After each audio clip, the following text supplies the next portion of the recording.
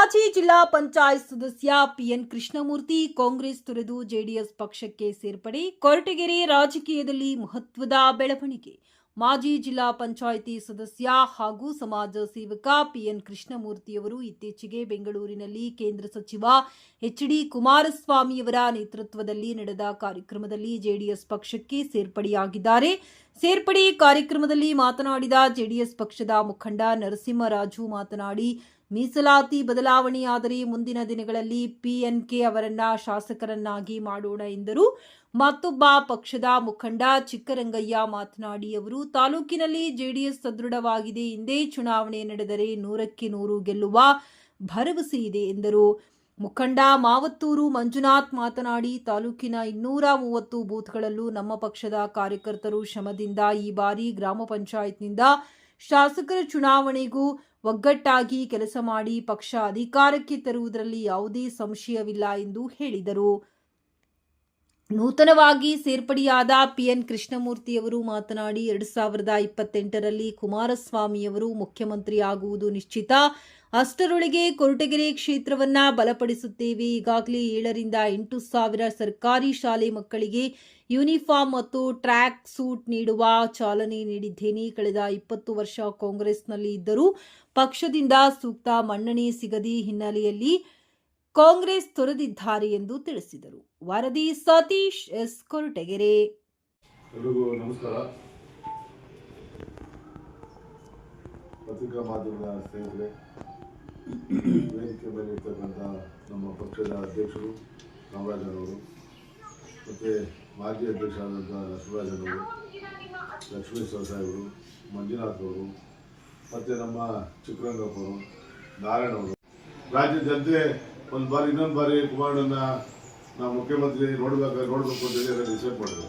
ಒಂದು ಎರಡನೇದು, ಅವ್ರ ಆರೋಗ್ಯನೂ ಸ್ವಲ್ಪ ಸುಧಾರಿಸಿದೆ. ಅವರು ನಮ್ಗೆ ಭಾಳ ಇಷ್ಟ ಆಯ್ತು. ಅವರು ಇನ್ನೂ ಹೆಚ್ಚು ಕಾಲ ಅವ್ರಿಗೆ ಆರೋಗ್ಯ ಭಾಗ್ಯ ಎಲ್ಲ ದೇವರ ಭಗವಂತ ಕೊಟ್ಟು ಈ ರಾಜ್ಯವನ್ನು ಮುನ್ನಡೆಸ್ತಕ್ಕಂಥ ಶಕ್ತಿಯನ್ನು ಎಲ್ಲ ಜನರು ಅವ್ರಿಗೆ ಆಶೀರ್ವಾದ ಮಾಡಿ ಅಂತೇಳಿ ಈ ಸಂದರ್ಭ ಕೇಳ್ಕೊಳ್ತೀನಿ.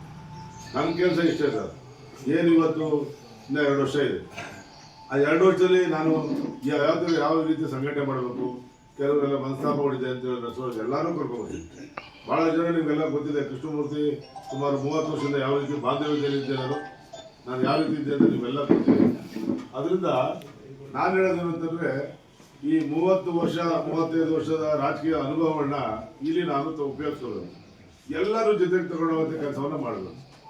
ಇವತ್ತು ಭಾಳಷ್ಟು ಜನ, ನಾನು ಯಾವುದೇ ಇದನ್ನು ಹೇಳಕ್ಕೆ ಹೋದಿಲ್ಲ, ನಾವು NDA ಅದನ್ನು ಹೈಕಮಾಂಡ್ ತೀರ್ಮಾನ ಮಾಡ್ತಾರೆ. ಎಷ್ಟು ಬರ್ತಕ್ಕಂಥ ಚುನಾವಣೆ ಯಾವ ರೀತಿ ನಡೀತದೆ ಅವ್ರು ಹೈಕಮಾಂಡ್ ತೀರ್ಮಾನ ಮಾಡ್ತಾರೆ. ಆದರೆ ನಮ್ಮ ಮುಂದೆ ಇರ್ತಕ್ಕಂಥದ್ದು ಕೊರಟಗೆರೆ ಕ್ಷೇತ್ರವನ್ನು ಸದೃಢವಾಗಿ ಬಲಿಷ್ಠವಾಗಿ ಬೆಳೆಸ್ತಕ್ಕಂಥದ್ದು ನಮ್ಮೆಲ್ಲರೂ ಆಶಯ. ಇದನ್ನು ನಾವು ಮಾಡ್ತಕ್ಕಂಥ ಕೆಲಸವನ್ನು ಮಾಡ್ತೇವೆ.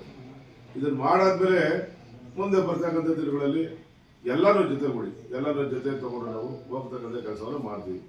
ಈಗ ಆಲ್ರೆಡಿ ಅಧ್ಯಕ್ಷ ಹತ್ರ ನಾನು ಮಾತಾಡಿದ್ವಿ. ನಮ್ಮದು ಯೋಜನೆ ಇಷ್ಟು, ನಾನು ಬಡತನದಿಂದ ಬಂದಿರ್ತಕ್ಕಂಥವು. ನಾನು ಇವಾಗ ಆಲ್ರೆಡಿ ಅಧ್ಯಕ್ಷ ಹತ್ರ ಮಾತಾಡಿ, ನಮ್ಮಲ್ಲಿ ಸುಮಾರು ಒಂದು 7,500-8,000 ಜನ ಮಕ್ಕಳಿದ್ದಾರೆ, ಶಾಲಾ ಮಕ್ಕಳು, ಗೌರ್ಮೆಂಟ್ ಸ್ಕೂಲ್ ಮಕ್ಕಳು.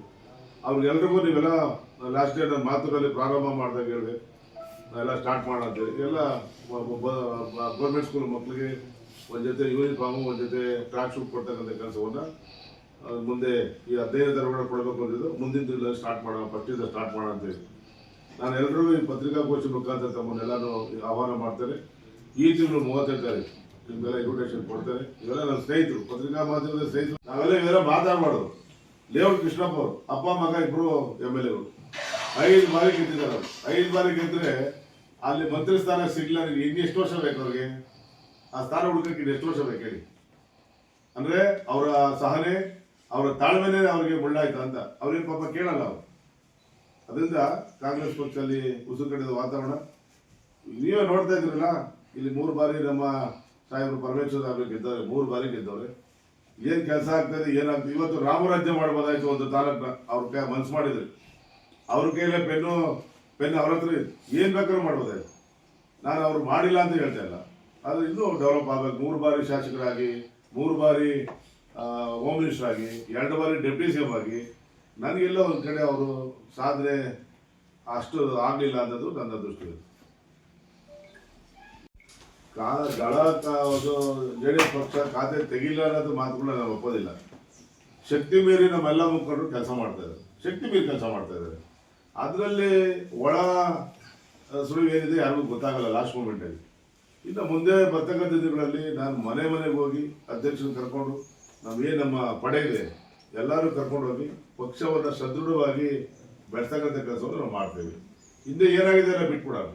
ಇವಾಗ ನಮ್ಮ ಸುಧಾಕರ್ ಸಾಹೇಬರು ಒಂದ್ಸರಿ ಗೆದ್ದಿದ್ರು, ಅದಾದ್ಮೇಲೆ 2 ಸರಿ ಅವರು ಸೋತರು. ಅವರು ಇನ್ನು ಮುಂದೆ ಆ ಥರ ಆಗ್ದಂಗೆ ಸುಧಾಕರ್ ಅಲ್ಲೇ ಬರಲಿ 2028-29ಕ್ಕೆ ಅಥವಾ ನಮ್ಮ ಕುಮಾರಸ್ವಾಮಿ ಯಾರು ಕಳಿಸೋ ನಾವು ಗೆಲ್ಸ್ತಕ್ಕಂಥ ಕೆಲಸವನ್ನು ನಾವು ಮಾಡ್ತೇವೆ. ಆದರೆ ಯಾವುದೇ ಅನುಮಾನ ಬೇಡ. ನಾನು ಅಲ್ಲಿ ಪಕ್ಷವನ್ನು ಕಟ್ಟಿ ಬಂದಂತಾನೆ ನೀವು ನೋಡಿದಿರ 3 ಬಾರಿ ಅವ್ರು ಏನು ಶಾಸಕರಾಗಿದ್ರು ಆ 3 ಬಾರಿ ನನ್ನ ವರ್ಕ್ ಏನಿತ್ತು ಅದನ್ನು ನಾನು ನಿಮಗೆಲ್ಲ ಗೊತ್ತಿದೆ, ಅದೇನು ಹೇಳ್ಬೇಕಾಗಿಲ್ಲ. ಅದು ಮುಂದೆ ಬರ್ತಕ್ಕಂಥ ಎಲ್ಲವನ್ನು ಫೇಸ್ ಮಾಡಿ ಈ ಪಕ್ಷವನ್ನು ಕಟ್ತೇವೆ. ಪಕ್ಷದ ಜಿಲ್ಲಾಧ್ಯಕ್ಷರಾದಂಥ ನಿಂಗಪ್ಪ ಸಾಹೇಬರು ನನ್ನ ಕರೆಸಿ ಮಾತಾಡಿ ನೀವು ನಮ್ಮ ಪಾರ್ಟಿ ಬನ್ನಿ, ಪಾರ್ಟಿ ಕಟ್ಟುವಂಥ ಕೆಲಸವನ್ನು ಮಾಡೋಣ ಅಂತೇಳಿ ನನಗೆ ಕರೆ ಕೊಟ್ಟರು. ನಾನು ಹೋಗಿ ನಿಂಗಪ್ಪ ಸಾಹೇಬ್ರನ್ನ ಭೇಟಿ ಮಾಡಿದೆ. ಅವರು ನಮಗೆ ನೀವು ನಮ್ಮ ಜೊತೆ ಇರಬೇಕು, ಪಕ್ಷವನ್ನು ಸದೃಢವಾಗಿ ಬೆಳೆಸಬೇಕು ಅಂದ್ರೆ ಇವೆಲ್ಲ ಇರಬೇಕು ಅಂತೇಳಿ. ಇದಕ್ಕೆ ಪ್ರಬಲ ಕಾರಣ ಅಂತಂದರೆ ನಮ್ಮ ದೊಡ್ಡಯ್ಯನವರು ಮತ್ತು ನಮ್ಮ ಮಂಜಣ್ಣವರು ನೀವು ಬರಬೇಕು ನಮ್ಮ ಪಾರ್ಟಿಗೆ ಅಂತೇಳಿ. ನಾವು ದೊಡ್ಡಣ್ಣ ಮತ್ತು ದೊಡ್ಡಯ್ಯ ಮತ್ತು ನಮ್ಮ ಮಂಜುನಾಥ್ ಮಾತು ತೆಗೆದಾಕಿಲ್ಲ. ನಾವು ಜಿಲ್ಲಾಧ್ಯಕ್ಷರ ಹತ್ರ ಮಾತಾಡಿ ಆಮೇಲೆ ನಾನು ಕೊಟ್ಟಿಗೆರೆಗೆ ಬಂದೆ. ಕೊಟ್ಟಿಗೆರೆ ಬಂದು ಅಧ್ಯಕ್ಷರು ಭೇಟಿ ಮಾಡಿದೆ. ಏನು ಪ್ರೋಟೋಕಾಲ್ ಇದೆ ಪ್ರೋಟೋಕಾಲ್ ಪ್ರಕಾರ ಬಂದಿಲ್ಲ. ಇವರೆಲ್ಲ ಸೇರ್ಕೊಂಡು ನಮ್ಮನ್ನು ಕುಮಾರಸ್ವಾಮಿ ಹತ್ರ ಹೋಗ್ಬೇಕು, ನೀವೆಲ್ಲ ಲೀಡರ್ಗಳೆಲ್ಲ ಹೋಗ್ಬೇಕು ಅಂತೇಳಿ ಮತ್ತು ನಮ್ಮ ಕೊಟ್ಟಿಗೆರೆ ಕ್ಷೇತ್ರದ ಎಲ್ಲ ಮುಖಂಡರುಗಳನ್ನ ಮನೆಗಳಿಗೆ ಹೋಗಿ ಅವರೆಲ್ಲ ನಾವು ಭೇಟಿ ಮಾಡೋದು. ನಾನು ಸೇರೋಕ್ಕಿಂತ ಮುಂಚೆ ಅವರೆಲ್ಲ ಸಂತೋಷದಿಂದ ಒಪ್ಕೊಂಡು ನನ್ನ ಪಕ್ಷಕ್ಕೆ ಸೇರಿಸ್ಕೊಳ್ಳುವಂಥ ಕೆಲಸವನ್ನು ಎಲ್ಲರೂ ಮಾಡೋದು. ಹಾಗೆಯೇ ಈ ದೇಶ ಕಂಡಂಥ ನಮ್ಮ ಮಾಜಿ ಪ್ರಧಾನಿಗಳು ನಮ್ಮ ದೇವೇಗೌಡ ಸಾಹೇಬರು ಅವರು ಭಾಳ ಮನಸ್ಪೂರ್ವಕದಿಂದ ನನ್ನ ಒಪ್ಪಿ ನಾನು ಭಾಳ ಹಿಂದೆನೇ ನನಗೆ ಹೇಳಿದ್ದೆ ನನ್ನ ಜೊತೆ ಇರು ಅಂತೇಳಿ. ನೀನು ಅನಿವಾರ್ಯ ಬರಲಿಲ್ಲ, ಇವಾಗಾದ್ರೂ ಬಂದಲ್ಲ ನೀನು ಅಂತೇಳಿ ಭಾಳ ಸಂತೋಷಪಟ್ಟರು ಅಪ್ಪಾಜಿಯವರು. ಅದಾದಮೇಲೆ ನಾನು ಕುಮಾರಸ್ವಾಮಿ ಸಾಹೇಬರು ಭೇಟಿ ಮಾಡಿದಾಗ ಬಾರಪ್ಪ ನಿಮ್ಗೆ ಯಾವಾಗ ಬಂದರು ನಿಮಗೆ ಬಾಗಿಲು ತೆಗೆದಿದೆ ನಿಮಗೆ ಬಾ ಅಂತ ಹೇಳೋದು. ನನಗೆ ಸಂತೋಷ ಆಯಿತು.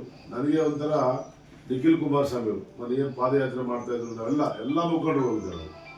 ನಾವು ಹೋಗಿ ಪಾದಯಾತ್ರೆ ಒಂದು ಸುಮಾರು 8 ಕಿಲೋಮೀಟ್ರು ನಾವು ಪಾದಯಾತ್ರೆ ಮಾಡಿದ್ವಿ. ಅದಾದಮೇಲೆ ಈ ಪೊಲೀಸರು ಅಡ್ಡಗಟ್ಟಿ ಸ್ವಲ್ಪ ತೊಂದರೆ ಕೊಟ್ಟು ಸ್ಟಾಪ್ ಮಾಡೋದು. ನನಗೇನು ಸಂತೋಷ ಆಗ್ತಿದೆ ಅಂದರೆ ಕಾಂಗ್ರೆಸ್ ಪಕ್ಷದಲ್ಲಿ 20 ವರ್ಷ ಇದ್ದೆ ನಾನು. ನಿಮಗೆಲ್ಲ ಗೊತ್ತಿದೆ ನಾನು ಏನು ಮಾಡಿದೆ ಅಂತ ಗೊತ್ತಿದೆ. ನಾನು ಯಾವತ್ತೂ ಯಾರ ಹತ್ರ 5 ರೂಪಾಯಿ ಇಸ್ಕೊಂಡಲ್ಲ.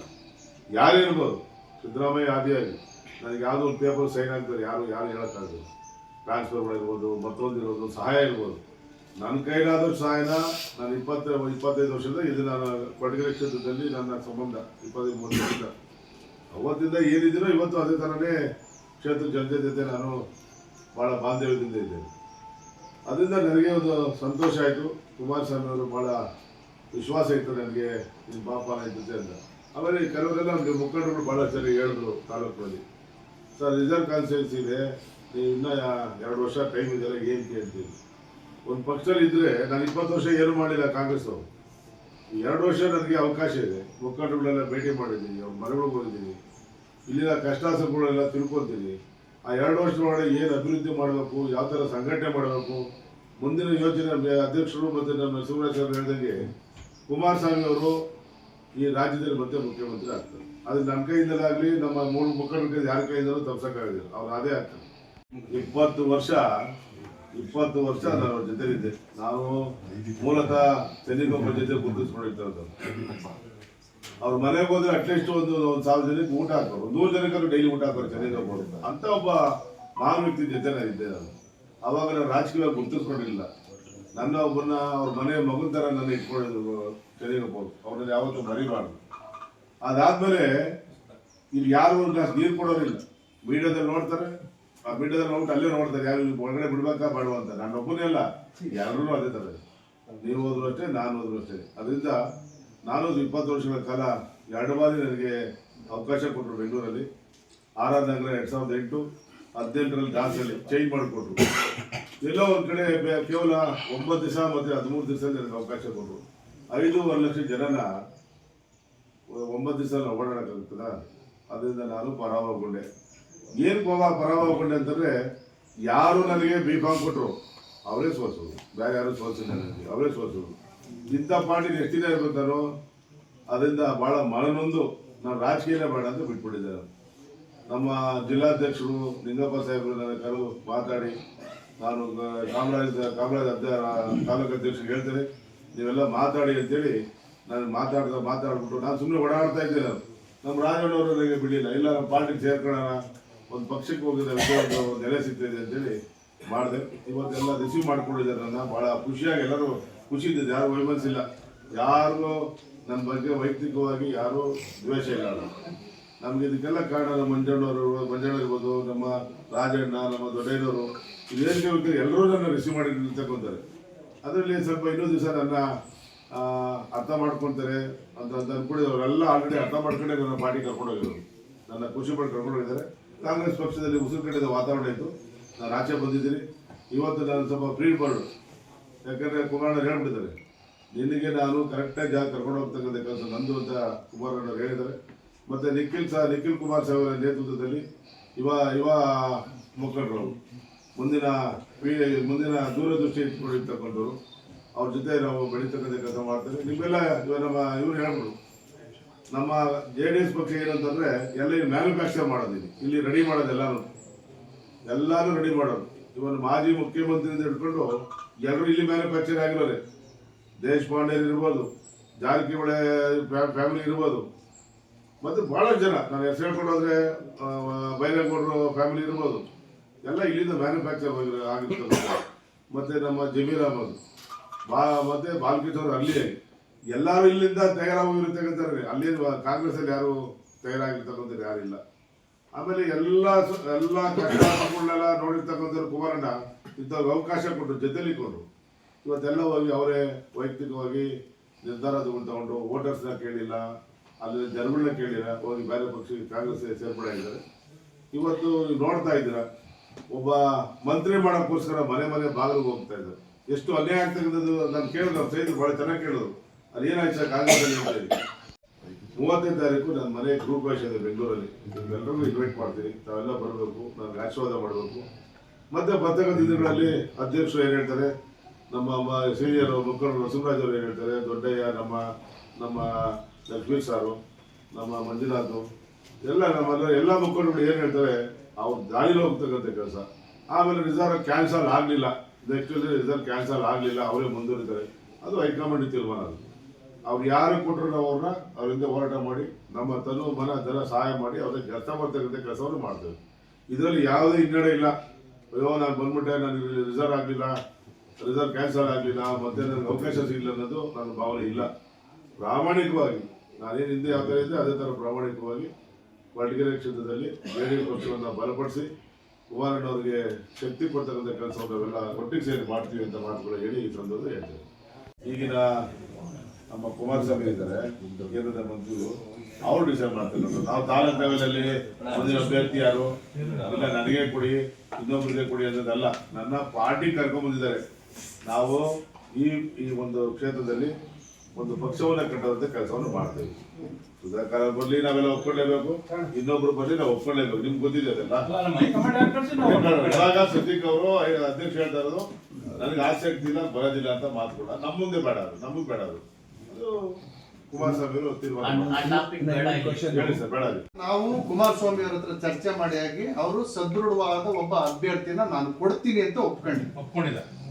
ಸುಧಾಕರ್ ಲಾಲೆ ಕೊಡ್ತಾರೋ ಇನ್ನೊಬ್ಬರು ನೇರವಾಗಿ ಹೇಳಿದ್ದಾರೆ, ನಾನು ಅಭ್ಯರ್ಥಿ. ಈಗ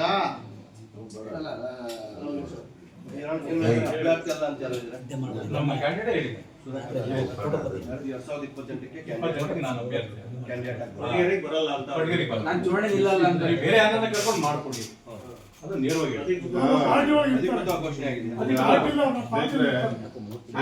ಅದನ್ನ ಪಾರ್ಟಿ ನಮ್ಮ ಮುಖಂಡರು ಹೇಳ್ತಾರೆ, ರಾಜ್ಯದ ಅಧ್ಯಕ್ಷರು ಕುಮಾರಸ್ವಾಮಿ ಅವರು ತೀರ್ಮಾನ ಮಾಡ್ತಾರೆ. ಅವಾಗ ಹೇಳ್ಬಿಟ್ಟೆ ನನಗೆ ನಾವು ಮತ್ತೆ ಈಗ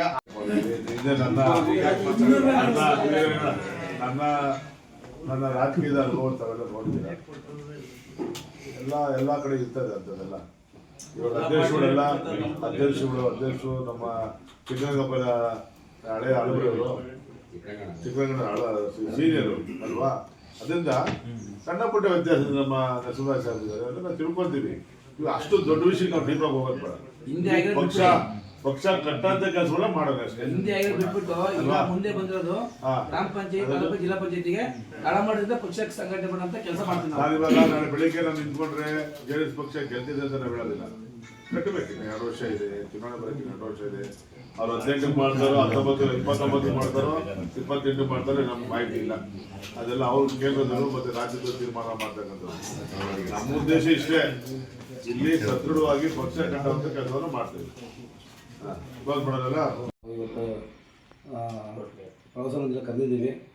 ಇದು ಉದ್ದೇಶ ಮೊನ್ನೆ 8ನೇ ತಾರೀಕು JP ಭವನದಲ್ಲಿ ನಮ್ಮ ನರಸಿಂಹರಾಜಣ್ಣವರ ನೇತೃತ್ವದಲ್ಲಿ ಕಾಮರಾಜಣ್ಣವರ ಅಧ್ಯಕ್ಷತೆಯೊಳಗೆ, ಆಮೇಲೆ ನಮ್ಮ ಲಕ್ಷ್ಮೀಶರಣ ಮತ್ತು ನಮ್ಮ ಕುರುಬುದ್ದಿ ಜಿಲ್ಲಾ ಕಲಾ ಸಂಘದ ಅಧ್ಯಕ್ಷರಾದಂಥ ರಂಗಣ್ಣ ಮತ್ತು ರಾಜಣ್ಣ, ಲಕ್ಷ್ಮೀಶಣ್ಣ ಇವರೆಲ್ಲ ಕೂತ್ಕೊಂಡು ಮಾತಾಡಿ, ನಾವು ತಾಲೂಕು ಮಟ್ಟದ ಅಧಿಕಾರಿಗಳ ಬೇಡುಗಳ ಮಾತಾಡಿ ಕಾಮರಾಜ PNK ಸಾಹೇಬರು ನಮ್ಮ ಪಾರ್ಟಿಗೆ ಬಂದರೆ ನಮ್ಮ 236 ಬೂತಲ್ಲೂ ನಾವು ಸದೃಢವಾಗಿ ಕಾರ್ಯಕರ್ತಿದ್ದೀವಿ. ನಾವು ಗ್ರಾಮ ಪಂಚಾಯತಿ ಗೆಲ್ತೀವಿ, ಜಿಲ್ಲಾ ಪಂಚಾಯತಿ ಗೆಲ್ತೀವಿ, VSN ಗೆಲ್ತೀವಿ, MLA ಪ್ಲಸ್ ಅಂತೀವಿ ನಾವು. ಹಂಗಾಗಿ ಮುಂದೆ ಹಂಗೆ ಆಗಬಾರ್ದು, ಪಕ್ಷ ಸದೃಢವಾಗಿ ಕಟ್ಟಬೇಕು ಅಂತೇಳಿ ನಮ್ಮ ಮುಖಂಡರುಗಳ ಕೂತ್ಕೊಂಡು ಮಾತಾಡಿ PNK ಸಾಹೇಬ್ರನ್ನ ಅಣ್ಣ ನಮ್ಮ ಪಾರ್ಟಿಗೆ ಬನ್ನಿ ಅಂತ ನಾವು ಕರೆವು. ಅವರು ಭಾಳ ಆಸೆಯಿಂದ ನಿಮ್ಮ ಜೊತೆ ನಾನು ಇರ್ತೀನಿ ಕಡೆ ಪಕ್ಷ ಕಟ್ತೀನಿ ಅಂತೇಳಿ ನಮಗೆಲ್ಲ ಶಕ್ತಿ ತುಂಬಿ ನಮ್ಮ ಹತ್ರ ಮಾತಾಡಿ, ಅವರು ಸ್ವಾರ್ಥ ಇಲ್ಲದಿರೋಂಥ ವ್ಯಕ್ತಿ. ಯಾಕೆ ನಾನು ಕೇಳಿದೆ ಅವ್ರು, ನಾನಾ ಜನರಲ್ಲಿಲ್ಲ SC ರಿಸರ್ವೇಷನ್ ಐತೆ ಹೆಂಗೆ ಮಾಡ್ತೀನಿ ಅಂತ ಕೇಳಿದೆ.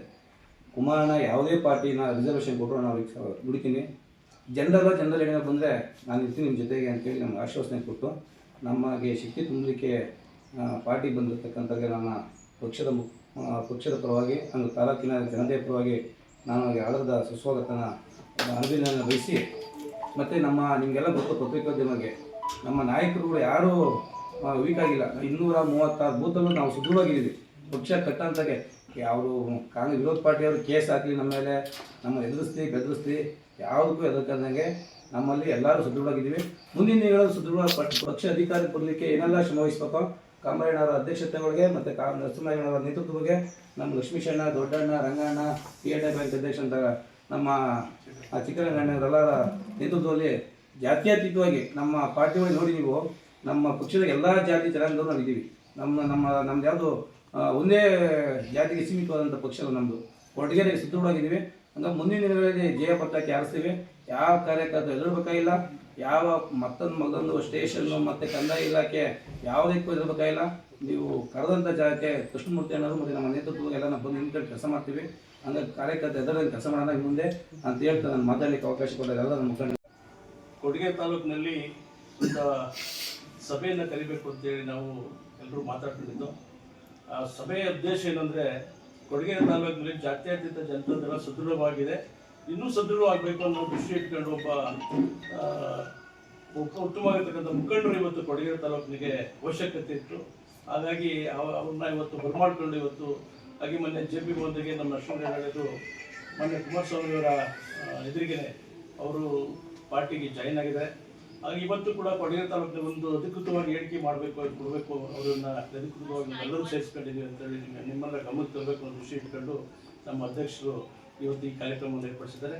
ನಮಗೆ ಕೊಡಗೇರಿ ತಾಲೂಕಿನಲ್ಲಿ ಯಾವತ್ತೂ ಕೂಡ ಜಾತ್ಯತೀತ ಜನತಾದಳ ಸದೃಢವಾಗಿದೆ. ಅನೇಕ ಸ್ವಲ್ಪ ಸಣ್ಣ ಪುಟ್ಟ ತೊಂದರೆಗಳಿಂದ ಸ್ವಲ್ಪ ಬೇಸ್ ಕಳ್ಕೊಂಡಿದ್ದೇನೋ, ಆದರೂ ಕೂಡ ನನಗೆ ಕೊಡಗೇರಿ ತಾಲೂಕಿನಲ್ಲಿ ಯಾವತ್ತೂ ಕೂಡ ಜನತಾದಳ ಅದರ ಶಕ್ತಿಯನ್ನು ಇಟ್ಕೊಂಡಿದೆ. ಹಾಗಾಗಿ ಇವತ್ತು ಚುನಾವಣೆ ನಡೆದು ಕೂಡ ಇವತ್ತು ಜಾತ್ಯತೀತ ಜನತಾದಳ ಗೆಲ್ತೀವಿ ಅನ್ನೋ ಕೂಡ ಶಕ್ತಿ ಕೂಡ ನಮಗೆ ಆ ಭಾವನೆ ಕೂಡ ಇದೆ.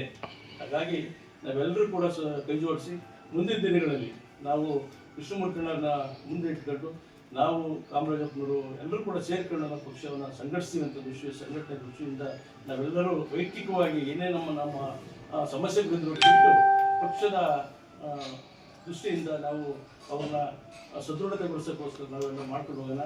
ಮುಂದಿನ ದಿನ ಒಳ್ಳೆಯದಾಗಲಿ, ಕೃಷ್ಣಮೂರ್ತಿ ಒಳ್ಳೆಯದಾಗಲಿ ಅಂತೇಳಿ ನಮ್ಮ ಜಾತ್ಯತೀತ ಜನತಾ ದಳದಲ್ಲಿ ಬಂದಿದ್ದಂತಾರೆ ಯಾರೂ ಕೂಡ ನಿರಾಶೆಯಾಗಿ ಹೋಗಿಲ್ಲ. ಆ ಪಕ್ಷ ಎಲ್ಲರೂ ಲೀಡರ್ಗಳು ಮಾಡಿದೆ. ಇವತ್ತೆಲ್ಲರೂ ವಿಧಾನಸೌಧದಲ್ಲಿ ಕೆಲಸ ಮಾಡ್ತಕ್ಕಂಥ ಕಾಂಗ್ರೆಸ್ ಎಷ್ಟೋ ಜನ ಕಾಂಗ್ರೆಸ್ ಇರ್ತಕ್ಕಂಥ ಲೀಡರ್ಗಳು ಇವತ್ತು ಜನತಾದಳದಿಂದ ಹೋಗಿದ್ದಾರೆ. ಇದೊಂದು ಜಾತ್ಯತೀತ ಜನತಾ ಪಕ್ಷ ಒಂಥರ ಟ್ರೈನಿಂಗ್ ಕೋಚ್ ಇದ್ದಂಗೆ. ಹಾಗಾಗಿ ಲೀಡರ್ಗಳನ್ನ ಉತ್ಪತ್ತಿ ಮಾಡಿ ಮಾರ್ಪಡಿಸ್ತಕ್ಕಂಥ ಒಂದು ಜಾತ್ಯತೀತ ಜನತಾದಳದ ದೇವೇಗೌಡರ ಸನ್ಮಾನ, ದೇವೇಗೌಡರ ಆಶೀರ್ವಾದ ಮತ್ತು ಕುಮಾರಸ್ವಾಮಿ ಅವರ ಆಶೀರ್ವಾದದಿಂದ ಇವತ್ತು ಎಲ್ಲರೂ ಚೆನ್ನಾಗಿದ್ದೀವಿ. ಹಾಗಾಗಿ ಕೊಡಗೇರಿ ತಾಲೂಕಿನಲ್ಲಿ ಮುಂದಿನ ದಿನಗಳು ಚೆನ್ನಾಗಿದೆ ಪಕ್ಷ ಸಂಘರ್ಷಕ್ಕೆ ಒಂದು ಒಳ್ಳೆಯ ಅವಕಾಶ ಇದೆ ಅಂತ ಈ ಸಂದರ್ಭದಲ್ಲಿ ಮಾತನಾಡೋದಕ್ಕೆ ಅವಕಾಶ. ಏನು ಇವತ್ತು ನಾವು ಮೊನ್ನೆ 8ನೇ ತಾರೀಕು ಕೃಷ್ಣಮೂರ್ತಿನ ಕರ್ಕೊಂಡು JP ಭವನದಲ್ಲಿ ಕುಮಾರಣ್ಣ ಸಮ್ಮುಖದಲ್ಲಿ ಏನು ನಮ್ಮ ಪಕ್ಷಕ್ಕೆ ಸೇರ್ಪಡೆ ಮಾಡ್ಕೊಂಡ್ವಿ. ನಮ್ಮದು ಒಂದೇ ಅಜೆಂಡಾ 2028ಕ್ಕೆ ಕುಮಾರಣ್ಣನ ರಾಜ್ಯದಲ್ಲಿ ಮುಖ್ಯಮಂತ್ರಿ ಮಾಡೋದು.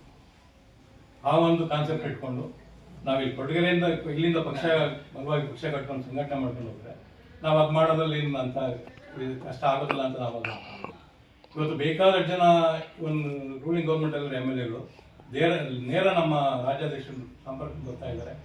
ನಾವು ಬರ್ತೀವಿ ಪಕ್ಷಕ್ಕೆ ಅಂತ ಹೇಳಿ ಆ ಒಂದು ಇದು ನಡೀತಾ ಇದೆ. ಅದನ್ನೆಲ್ಲ ನಾವು ಗಮನಿಸಿದಾಗ ಇಲ್ಲ ಒಂದು ಕಡೆ 2028 ಕುಮಾರಣ್ಣ ಮುಖ್ಯಮಂತ್ರಿ ಆಗೋದನ್ನ ಯಾರೂ ತಡೆಯೋಕ್ಕಾಗೋದಿಲ್ಲ ಅನ್ನೋ ಒಂದು ಭಾವನೆ ನಮ್ಮಲ್ಲೂ ಇದೆ. ನಾವೀಗ ನಮ್ಮ JDS ಅಂತ ಒಂದೇ ಏನು ಇಟ್ಕೊಂಡಿಲ್ಲ, ನಾವು NDA ಮಿತ್ರ ಪಕ್ಷ ಇರೋದ್ರಿಂದ ಅವ್ರ ಸಹಕಾರನೂ ತಗೊಂಡು ನಾವು ಮುಂದಿನ ದಿನಗಳಲ್ಲಿ ಕೃಷ್ಣಮೂರ್ತಿನ ಒಂದು ಲೀಡರ್ಶಿಪ್ಪಲ್ಲಿ ಸದೃಢವಾಗಿ ಪಕ್ಷವನ್ನು ಕಟ್ಟಿ ನಾವು ಒಂದು ಸ್ಥಾನಕ್ಕೆ ಕೃಷ್ಣಮೂರ್ತಿನ ಕರ್ಕೊಂಡು ಹೋಗ್ತೀವಿ ಮತ್ತು ನಮ್ಮ ಕುಮಾರಣ್ಣನ ಮುಖ್ಯಮಂತ್ರಿ ಮಾಡ್ತೀವಿ ಅಂತ ನಾನು ಈ ಸಂದರ್ಭದಲ್ಲಿ ಹೇಳ್ತಾ ನಾನು ಮಾತನಾಡ್ತೀನಿ. ನಮಸ್ಕರಿಸುತ್ತಾ ಮತ್ತು PNK ಅವರು ಸರ್ ಕೇಂದ್ರ ಬಿಂದುವಾಗಿರ್ತಂಥ PNK ಅವರು ನಮ್ಮ JDSಗೆ ಮೊದಲು JDSಲ್ಲೇ ಇದ್ದರು, ಆಮೇಲೆ ಕಾರಣದಂತ ಕಾಂಗ್ರೆಸ್ಗೆ ಹೋಗಿದ್ದರು, ಮತ್ತು ಈಗ JDSಗೆ ಎಲ್ಲರೂ ಬರಮಾಡ್ಕೊಂಡಿದ್ದೀವಿ. ಅವರು ಸ್ವಇಚ್ಛೆಯಿಂದ ನಾನು ಪಕ್ಷ ಕಟ್ಟಿ ಪಕ್ಷದ ಏಳಿಗೆಗೆ ನಾನು ಶ್ರಮಿಸ್ತೀನಿ ಅಂತೇಳಿ ನಮ್ಮ ಪಕ್ಷದ JP ಭವನದಲ್ಲಿ ಮಾನ್ಯ ಕುಮಾರಸ್ವಾಮಿಯವರ ಅಧ್ಯಕ್ಷತೆಯಲ್ಲಿ ನಮ್ಮ ಪಕ್ಷದ ಸೇರ್ಪಡೆಯಾಗಿದ್ದಾರೆ. ಅವರಿಗೆ ತುಂಬ ಹೃದಯದ ಧನ್ಯವಾದಗಳು ನಡೆಸ್ತೀನಿ. ಮೊದಲಿಗೆ ನಮ್ಮ ಪಕ್ಷದಲ್ಲಿ ಯಾವತ್ತೂ ನಾವು ಹಿನ್ನಡೆ ಆಗಿಲ್ಲ. ಮೊದಲಿಂದನೂ ನಾವು ಹುಡುಗರು ರಾಜಕೀಯಕ್ಕೆ ಬಂದಾಗಲಿಂದ ಪಕ್ಷದಲ್ಲಿ ಹಿನ್ನಡೆ ಆಗಿಲ್ಲ. ಒಂದೊಂದು ಸರಿ ಸಾಂದರ್ಭಿಕವಾಗಿ ಒಂದೊಂದು ಸರಿ ಸೋಲು ಕಂಡಿದ್ದೀವಿ, ಗೆಲುವು ಕಂಡಿದ್ದೀವಿ. ಚೆನ್ನಗಪ್ಪುರಿಂದ 3 ಸರಿ ಕಂಟಿನ್ಯೂಸ್ ಆಗಿ ಗೆದ್ದಿದ್ವಿ, ಮತ್ತು ಸುಧಾಕರ್ ಲಾಲ್ ಗೆದ್ದರು. ಜೊತೆಗೆ ಒಂದು ಸ್ವಲ್ಪ ಏರುಪೇರು ಆಗ್ತಿರ್ತವೆ. ಮುಂದಿನ ದಿನಗಳಲ್ಲಿ ಕೃಷ್ಣಮೂರ್ತಿಯವರ ಲೀಡರ್ಶಿಪ್ಪಲ್ಲಿ ಕಾಮರಾಜವರ ಅಧ್ಯಕ್ಷತೆ ಮತ್ತು ಲಕ್ಷ್ಮೀಶ್ ಅವರ ಕಾರ್ಯಾಧ್ಯಕ್ಷರ ಎಲ್ಲ ಟೀಮು ಒಗ್ಗಟ್ಟಾಗಿ ಮುನ್ನಡೆಸ್ಕೊಂಡು ಹೋದರೆ ನಮ್ಮ ಪಕ್ಷ ಸದೃಢವಾಗಿರ್ತದೆ. ಮತ್ತು ಇದರಲ್ಲಿ ಗುಂಪುಗಾರಿಕೆ ಯಾರೂ ಮಾಡಬೇಡಿ ದಯವಿಟ್ಟು. ಸಣ್ಣ ಪುಟ್ಟ ಈ ಮನಸ್ತಾಪಗಳು ಬರ್ತವೆ, ಬರಲ್ಲ ಅಂತ ಹೇಳೋಕ್ಕಾಗಲ್ಲ. ಆ ಸಣ್ಣ ಪುಟ್ಟ ಮನಸ್ತಾಪನ ಅಲ್ಲೆಲ್ಲೇ ಬಗೆಹರಿಸ್ಕೊಂಡು ನಮ್ಮ ಪಕ್ಷದ ಏಳಿಗೆ ಮತ್ತು ಕುಮಾರಸ್ವಾಮಿಯವರು CM ಆಗೋದಕ್ಕೆ ಎಲ್ಲರೂ ಮುಂದಿನ ದಿನಗಳಲ್ಲಿ ಕೈ ಜೋಡಿಸಿ ಕಷ್ಟಪಟ್ಟು ಕೆಲಸ ಮಾಡಿದರೆ ನಮ್ಮ ದಳದಲ್ಲಿ ಮತ್ತು ಕೃಷ್ಣಮೂರ್ತಿಯವರು ಯಾವಾಗ ರಿಸರ್ವೇಷನ್ ಹೋಗಿ ಮತ್ತು ನಾನು ರಿಸರ್ವೇಷನ್ ಹೋದರೆ ಕೃಷ್ಣಮೂರ್ತಿಯವ್ರ ಲೀಡರ್ಶಿಪ್ಪಲ್ಲಿ ನಾವೆಲ್ಲ ಕಾರ್ಯರೂಪನ ಇದು ಮಾಡೋಣ ಅಂತ ಹೇಳಿ ನನ್ನ ಮಾತು ಹೋಗ್ತಾ ಇದ್ದೀನಿ. ಇಲ್ಲ ಕಾರ್ಯಕರ್ತರು ಸದೃಢವಾಗಿ ಅವ್ರು ನಮ್ಮ ಪಕ್ಷದಲ್ಲಿ ಈಗ ಮೊನ್ನೆ ಡೈರಿ ಚುನಾವಣೆ ರಿಸಲ್ಟ್ ಏನು ಅಂತ ಕೌಂಟಿಂಗ್ ಅಲ್ಲಿ ಕೂತ್ರೆ ನಮ್ದು 22 ಓಟು ನಮ್ಮ ಟ್ರೈಕ್ ಬಿದ್ದರೆ ಅವ್ರದ್ದು ಖಾತೆ ಓಪನ್ ಆಗಿದೆ. ಡೈರಿ ಚುನಾವಣೆ ಇಬ್ರು ಕ್ಯಾಂಡಿಡೇಟ್ ಟ್ರೈ ಇದ್ದಾಗ ಇನ್ನು ಮುಂದೆ ಲೀಡರ್ಶಿಪ್ ಹೋಗ್ಬೇಕು. ಪಕ್ಷ ಸಂಘಟನೆ ಸಂಘಟನೆ ಮಾಡೋಕ್ಕಲ್ಲಿ ಪಕ್ಷ ಮುನ್ನಡೆಸೋಕ್ಕಲ್ಲೂ ಲೀಡರ್ ಬೇಕಾಗಿತ್ತು. ಲೀಡರ್ ಕೊರತೆ ಇತ್ತು ನಮಗೆ, ಅದು ಓಪನ್ ಆಗಿ ಹೇಳ್ತಿದ್ದೀನಿ. ಇನ್ನು ಕೃಷ್ಣಮೂರ್ತಿ ಅವರಿದ್ದಾರೆ, ಎಲ್ಲರೂ ಇಟ್ಕೊಂಡು ಎಲ್ಲರೂ ಅವ್ರು ಮುಂದಾಡ್ತಿದ್ರೆ ಪಕ್ಷ ಸಂಘಟನೆ ಮಾಡ್ತೀವಿ. ಏನೇ ಆದರೂ ಕಾರ್ಯಕ್ರಮ ಕೊರಟಿಗಿರಲಿ, ಒಂದು ಪ್ರೊಟೆಸ್ಟ್ ಮಾಡೋದಾಗಲಿ ಏನಾಗಲಿ ನಾವು ಮುಂದಿನ ದಿನಗಳಲ್ಲಿ ಮಾಡ್ತೀವಿ. 3 ವರ್ಷದಿಂದ ಲೀಡರ್ ಕೊರತೆ ಇತ್ತು ಅಂತ ನೀವು ಒಪ್ಕೊಂಡಿದ್ದೀವಿ. 2023 ಚುನಾವಣೆನ ಸೋತ್ವಿ. ನಮ್ಮ ಅಭ್ಯರ್ಥಿಗಳು PR ಸುಧಾಕರ್ ಲಾಲ್ ಸಾಹೇಬರು ಸತತವಾಗಿ 2 ಚುನಾವಣೆ ಸೋಲುಂಡಂತ ಸಮಯದಲ್ಲಿ ಅವ್ರ ಈ ಕ್ಷೇತ್ರದಲ್ಲಿ ಅವ್ರಿಗೆ ಇದ್ದಿದ್ದು ಒಂದು ವೈರಾಗ್ಯ ಮನೋಭಾವ ಏನಂದ್ರೆ, ನಾನು ಕೆಲಸ ಮಾಡಿದ್ದೆ, ಜನ ಯಾಕೆ ನನ್ನನ್ನು ಕೈ ಬಿಟ್ಟರು ಅನ್ನೋದು ಅವರ ಮನಸ್ಸಲ್ಲಿ ಇದ್ದಂತ ಒಂದು ಪ್ರಶ್ನೆ ಆಗಿ ಅವ್ರು ಬೇಜಾರಾಗಿ ಸುಮಾರು 1-1.5 ವರ್ಷ ಕ್ಷೇತ್ರದಿಂದ ಸ್ವಲ್ಪ ಅಂತರ ಕಾಯ್ಕೊಂಡಿದ್ರು. ಪಕ್ಷದ ಮುಖಂಡರು ಪಕ್ಷದಿಂದನೂ ಅಂತರ ಕಾಯ್ಕೊಂಡಿದ್ರು. ಬಟ್ ನಾವೆಲ್ಲ ಅವ್ರಿಗೆಲ್ಲ ರಿಯಲೈಸ್ ಮಾಡಿ ಹೇಳಿದ್ವಿ, ಇಲ್ಲ ಸರ್ ಆ ಥರ ಎಲ್ಲ ಆಗಬಾರ್ದು, ಸೋಲು ಗೆಲುವು ಇದ್ದಿದ್ದೇನೆ, ನೀವು ಸಕ್ರಿಯವಾಗಿ ಭಾಗವಹಿಸಬೇಕು ಪಕ್ಷದ ಕಾರ್ಯಕರ್ತರಲ್ಲಿ ಅಂತ. ಅವರು ಅಷ್ಟಾಗ ಆಸಕ್ತಿ ತೋರಿಸ್ಲಿಲ್ಲ. ಆ ಒಂದು ಯಾವಾಗ ಆಸಕ್ತಿ ತೋರಿಸ್ಲಿಲ್ಲ, ಆ ಒಂದು ಏನು ಒಂದು ನಾಯಕತ್ವದ ನಮಗೆ ಕೊರತೆ ಕಾಣ್ತು. ನಾವು ಕೆಲವು ಕಾರ್ಯಕ್ರಮದಿಂದ ನಾವು ಹಿಂದುಳಿದಿರೋದು ನಿಜ, ಅದನ್ನ ಒಪ್ಕೊಂತೀವಿ. ವಿಧಾನಸಭೆಯಲ್ಲಿ ನಾವು ಸೋತಿದ್ದೀವಿ. 2013 ಗೆದ್ವಿ, 2018 ಅಲ್ಪಮತದಿಂದ ಹಿನ್ನಡೆ ಸಾಧಿಸಿದ್ವಿ. 2023 ಏನು ಕಾಂಗ್ರೆಸ್ ಘೋಷಣೆ ಮಾಡದಂತ ಕೆಲವು ಗ್ಯಾರಂಟಿ ಸ್ಕೀಮ್ಗಳಿಂದ ನಮ್ಗೊಂಚೂರು ಹಿನ್ನಡೆ ಆಯ್ತು. ಬಿಟ್ರೆ ನಾವು ಹಿಂದೆ ಜಿಲ್ಲಾ ಪಂಚಾಯತಿ ಕ್ಷೇತ್ರ ಗೆದ್ದಿರೋದು ನಾವೇ, ತಾಲೂಕ್ ಪಂಚಾಯತಿ ಗೆದ್ದು ಅಧಿಕಾರ ಹಿಡಿದಿದ್ದವ್ರು ನಾವೇ, ಪಟ್ಟಣ ಪಂಚಾಯತಿ ಗೆದ್ದು ಅಧಿಕಾರ ಹಿಡಿದಿದ್ದು JDS ಪಕ್ಷನೇ, ಅಧಿಕೃತವಾಗಿ ಚಿಕ್ಕರಂಗವನ್ನು ಹಿಡಿದು PLD ಬ್ಯಾಂಕ್ ಅಲ್ಲಿ ಅಧಿಕಾರ ಹಿಡಿದಿರೋದು JDS ನೇ. ಬಹುತೇಕ ಈ ತಾಲೂಕಿಗೆ ಸಂಬಂಧಪಟ್ಟ 24 ಗ್ರಾಮ ಪಂಚಾಯತಿಗೆ ಹೋದ್ರೆ ನಾವು ಹೆಚ್ಚು ಕಡಿಮೆ 14ರಿಂದ 16 ಗ್ರಾಮ ಪಂಚಾಯತಿಯಲ್ಲಿ JDS ಬೆಂಬಲಿತ ಅಭ್ಯರ್ಥಿಗಳೇ ಅಧ್ಯಕ್ಷರಾಗಿದ್ದಾರೆ. ಪಕ್ಷ ಸದೃಢವಾಗಿದೆ. ಆಮೇಲೆ ನಮ್ಗೆ ಡೈರಿ ನಡೀತು ಹಾಲು ಒಕ್ಕೂಟಕ್ಕೆ, ಅಲ್ಲಿ ಜನತಾದಳದ ನಮ್ಮ ಸಿದ್ಧಗಂಗೆಯವರೇ ನಿರ್ದೇಶಕರಾಗಿ ಆಯ್ಕೆ ಆಗಿದ್ದಾರೆ. ಪಕ್ಷ ಯಾವತ್ತೂ ಏನ್ ಸೋತಿಲ್ಲ. ನಾವು MLA ಎಲೆಕ್ಷನ್ ನ ಕಾರಣಾಂತರದಿಂದ ಸೋತಿದೀವಿ ಅನ್ನೋದೊಂದು ಬಿಟ್ರೆ ಬೇರೆ ವರ್ಗದ ಎಲ್ಲಾ ಚುನಾವಣೆಗಳಲ್ಲೂ JDS ರಾಷ್ಟ್ರೀಯ ಪಕ್ಷಗಳಿಗಿಂತ ಹೆಚ್ಚಿನ ರೀತಿಯಲ್ಲೇ ಸ್ಥಾನಗಳನ್ನ ಗೆದ್ಕೊಂಡು ಈ ಕ್ಷೇತ್ರದಲ್ಲಿ JDS ಗಟ್ಟಿತನ ಉಳಿಸ್ಕೊಂಡಿದೆ. ಪಕ್ಷಕ್ಕೆ ಹೊಸದಾಗಿ ಒಬ್ಬ ಮುಖಂಡರನ್ನ ನಾವು ಸೇರ್ಪಡೆ ಮಾಡ್ಕೊಂಡಿದೀವಿ. ಅವರು ಹಿಂದೆ ಇದೇ ಕೊರಟಗೆರೆ ವಿಧಾನಸಭಾ ಕ್ಷೇತ್ರ ಕೋಲಾರ ಜಿಲ್ಲಾ ಪಂಚಾಯತಿ ಸದಸ್ಯರಾಗಿದ್ರು. ಅವರು ಕಾಂಗ್ರೆಸ್ ಪಕ್ಷವನ್ನ ತೊರೆದು JDS ಪಕ್ಷವನ್ನ ಅಧಿಕೃತವಾಗಿ ಮೊನ್ನೆ ನಮ್ಮ JP ಭವನ ಬೆಂಗಳೂರು ಜಾತ್ಯತೀತ ಜನತಾದಳ ಕಚೇರಿ ಒಳಗೆ ಸನ್ಮಾನ್ಯ ಮಾಜಿ ಮುಖ್ಯಮಂತ್ರಿ ಆದಂತ HD ಕುಮಾರಸ್ವಾಮಿ ಅವರ ಸಮ್ಮುಖದಲ್ಲಿ ಪಕ್ಷಕ್ಕೆ ಸೇರ್ಪಡೆ ಆದರು. ಆ ಒಂದು ಅಧಿಕೃತ ಹೇಳಿಕೆಯನ್ನ ನಮ್ಮ ಪಕ್ಷೇತರ ಕೊರಟಗೆರೆ ಪಟ್ಟಣದಲ್ಲಿ ನಾವು ದಾಖಲು ಮಾಡೋದಕ್ಕೋಸ್ಕರ ತಮ್ಮನ್ನೆಲ್ಲ ಆಹ್ವಾನ ಮಾಡಿ ಈ ಪತ್ರಿಕಾಗೋಷ್ಠಿ